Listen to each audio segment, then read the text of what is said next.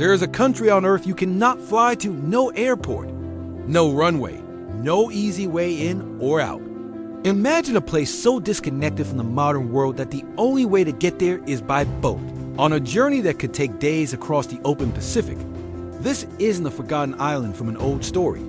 It's a real country, hidden in plain sight. How do people even reach it? Why does a place like this still exist in our hyper-connected age? And just how isolated is it? Really, we're about to journey to one of the most remote, unique, and fascinating places on the planet.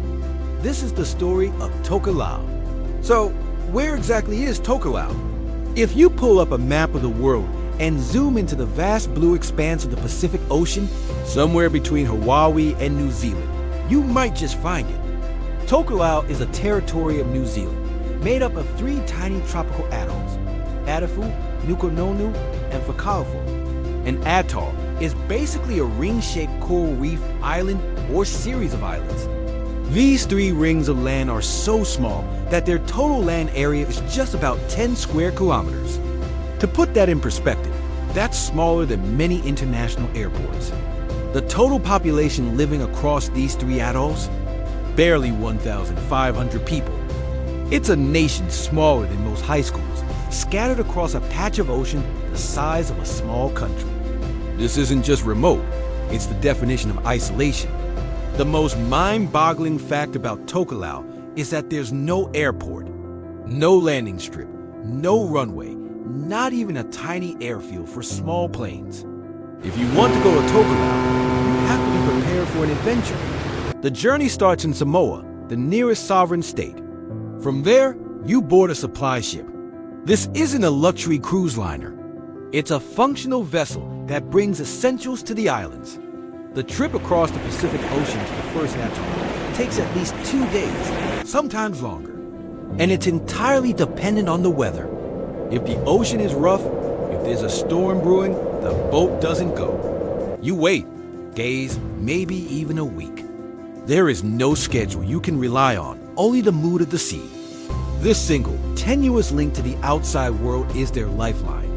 It brings mail, medicine, supplies, and the few visitors who make the journey. And it's the only way out. This journey filters out the casual tourist, leaving only the determined, the patient, and those who call this isolated paradise home.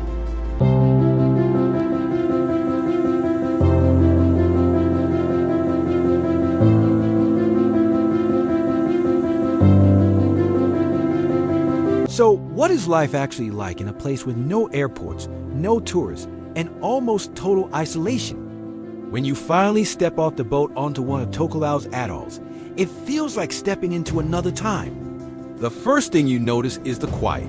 There are no cars, no traffic jams, no horns honking.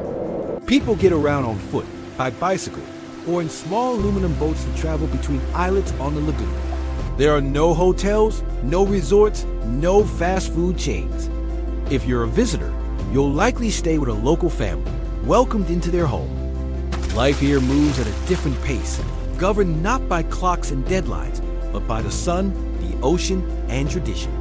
Kids run barefoot through the sandy village paths, laughing and playing. The community is everything.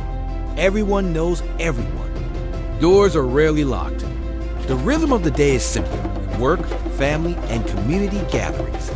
It's a world away from the constant noise and pressure of modern city life. It's a life of simplicity, but also one of deep connection to each other and to the environment that sustains them. But don't mistake this simplicity for being primitive. In fact, Tokelau is incredibly forward-thinking in one major way.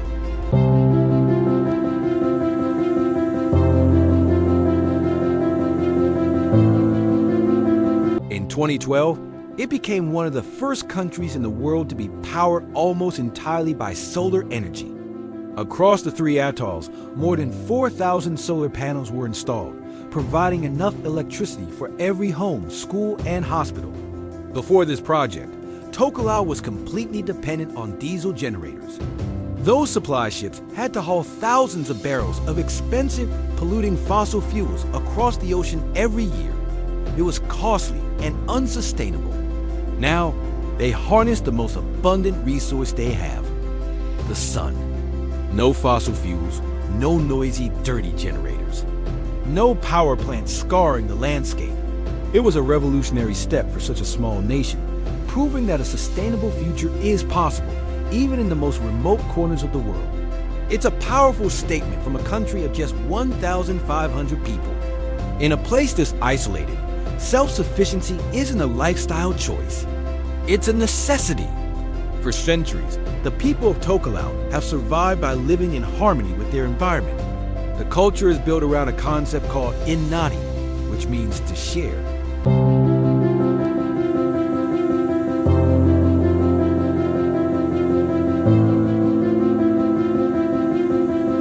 When a fisherman brings in a good catch, it's not just for his family. It's for the entire community. The fish is divided up and distributed so that everyone gets a share, especially the elderly and those who can't fish for themselves. This spirit of cooperation is the backbone of their society. Families grow their own food in gardens, cultivating breadfruit, coconuts, and pandanus. They raise pigs and chickens. The ocean is their main source of protein. This is one of the last truly self-sufficient societies on Earth. They rely on skills and knowledge passed down through generations. How to read the stars to navigate, how to weave baskets from palm fronds, how to build traditional canoes called vaca. This deep connection to their culture and their land is what has allowed them to thrive for so long in a place the rest of the world might see as uninhabitable. It's easy to look at a place like Tokelau with no airport, no hotels, no shopping malls and think of it as poor or underdeveloped.